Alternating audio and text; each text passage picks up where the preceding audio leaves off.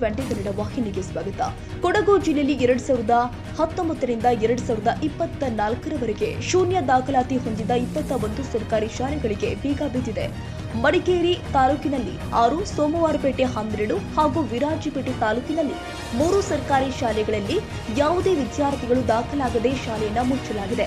2019ರಲ್ಲಿ 2, 2022ರಲ್ಲಿ 9, 2023ರಲ್ಲಿ 4 ಹಾಗೂ 2024ರಲ್ಲಿ 6 ಶೂನ್ಯ ದಾಖಲಾತಿ ಹೊಂದಿರುವ ಸರ್ಕಾರಿ ಶಾಲೆಗಳಿಗೆ ಬೀಗ ಬಿದ್ದಿದೆ. ಈಗಾಗಲೇ ಮುಚ್ಚಲ್ಪಟ್ಟಿರುವ ಶಾಲೆಗಳಲ್ಲಿ ವಿದ್ಯಾರ್ಥಿಗಳು ದಾಖಲಾದರೆ ಶಾಲೆಗಳನ್ನ ತೆರೆಯಲಾಗುತ್ತೆ ಎಂದು ಶಿಕ್ಷಣ ಇಲಾಖೆ ಹೇಳ್ತಾ ಇದೆ. ಆದರೆ ಒಂದು ಬಾರಿ ದಾಖಲಾತಿ ಇಲ್ಲದ ಸರ್ಕಾರಿ ಶಾಲೆಗಳನ್ನ ಮುಚ್ಚಿದ್ರೆ ಮತ್ತೆ ಆರಂಭಿಸುವುದು ಅನುಮಾನವಾಗಿದೆ. ಯಾವುದೇ ಸದ್ದಿಲ್ಲದೆ ಕೊಡಗು ಜಿಲ್ಲೆಯಲ್ಲಿ ಕಳೆದ 4 ವರ್ಷದಲ್ಲಿ 21 ಸರ್ಕಾರಿ ಶಾಲೆಗಳಿಗೆ ಬೀಗ ಜಡಿಯಲಾಗಿದೆ. ಬಿಜೆಪಿ ಸರ್ಕಾರದ ಅವಧಿಯಲ್ಲಿ 10ಕ್ಕಿಂತ ಕಡಿಮೆ ಮಕ್ಕಳಿರುವ ಸರ್ಕಾರಿ ಶಾಲೆಗಳಲ್ಲಿ ಗುಣಮಟ್ಟದ ಶಿಕ್ಷಣ ಸಿಗ್ತಾ ಇಲ್ಲ. ಆದ್ದರಿಂದ ಪಕ್ಕದಲ್ಲಿ ಇರುವ ದಾಖಲಾತಿ ಹೊಂದಿರುವ ಶಾಲೆಗಳಿಗೆ ವಿಲೀನ ಮಾಡಬೇಕೆಂದು ಶಾಲಾ ಸುಧಾರಣಾ ಆಯೋಗ ಹಿಂದಿನ ಸರ್ಕಾರಕ್ಕೆ ವರದಿ ಸಲ್ಲಿಸಿತ್ತು. ಆಗ ವಿರೋಧ ಪಕ್ಷದಲ್ಲಿ ಇದ್ದ ಕಾಂಗ್ರೆಸ್ ದೊಡ್ಡ ಮಟ್ಟದಲ್ಲಿ ವಿರೋಧ ವ್ಯಕ್ತಪಡಿಸಿದ್ರು.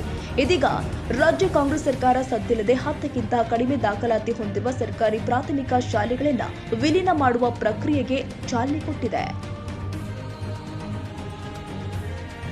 ಕನ್ನಡಿಗರ ಮೆಚ್ಚಿನ ನಿಮ್ಮ TV20 ಕನ್ನಡ ವಾಹಿನಿ ಇದೀಗ ಟಿವಿಯಲ್ಲಿ ಲಭ್ಯ.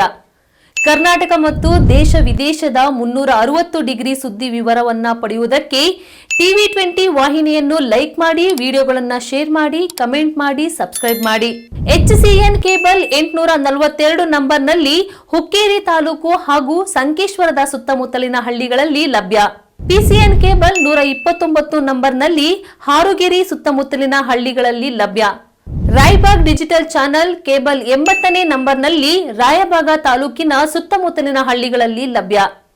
UDCN ಕೇಬಲ್ ನೆಟ್ವರ್ಕ್ ಉಗಾರ ಸುತ್ತಮುತ್ತಲಿನ ಹಳ್ಳಿಗಳಲ್ಲಿ ನಿಮ್ಮ TV20 ಕನ್ನಡ ವಾಹಿನಿಯೂ ಲಭ್ಯ.